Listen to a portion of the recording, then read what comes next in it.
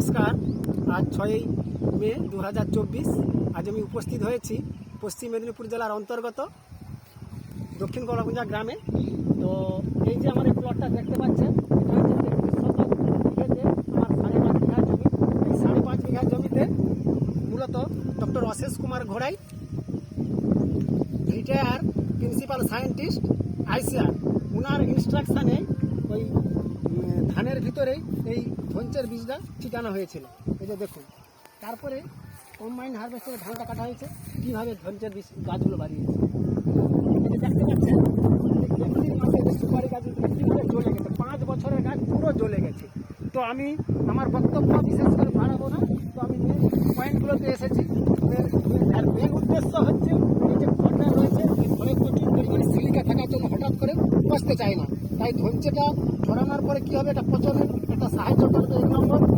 দ্বিতীয়ত আরেকটা কী হচ্ছে, বিঘা পিছু প্রায় যদি পার স্কোয়ার মিটারে 40 থেকে 50টা করে গাছ থাকে, গাছের হাইট যদি 5 ফুট হয়ে থাকে, তাহলে 40 থেকে 50 কুইন্টাল এই সবুজ সারটা পাওয়া যাবে। সবুজ সার হিসাবে পাটও রয়েছে এবং সরিষা রয়েছে, গাইমুগ রয়েছে, সনও রয়েছে। কিন্তু এই যে এপ্রিলে দাবদাহতে কিন্তু ওগুলো পুরোই ঠিক দেখবে।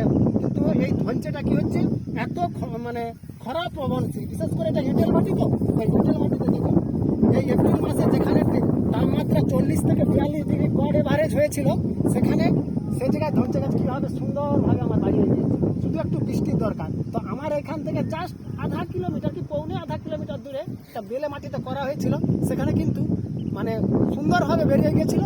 কিন্তু 60% গাছ কিন্তু চলে গিয়েছে। সেই জায়গাটা আমার খুব সুন্দর হয়েছে। একটু একটা গেছে এছাড়া কী হয়, পার একর পিছু প্রায় নাই করেও 6 টন বায়ুমণ্ডল থেকে কার্বন ডাইঅক্সাইড শোষণ করতে পারে এবং 4 টন অক্সিজেনও সাপ্লাইও করতে পারে। তো বিশেষ করে চাষি ভাইদেরকে বলছি, শুধু জাস্ট আপনারা বীজটা একটু ছিটিয়ে দেবেন।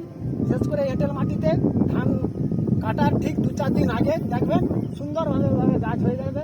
আর এর বীজটা বিশেষ করে ওয়েস্ট বেঙ্গলে প্রচুর প্রান্তিক চাষি 80%। তো বীজটা ধরার ব্যাপারটা রয়েছে, এই যে জমির আলটা থাকে না, আলের সাইডে 2 হাত ছাড়া একটি গাছ লাগিয়ে রেখে দেওয়া যায়, তাহলে আপনারা বীজও ধরতে পারবেন। সেদিকে আপনারা বীজের কেনারও দরকার নাই। তো আপনারা ভালো থাকুন, সুস্থ থাকুন। নমস্কার।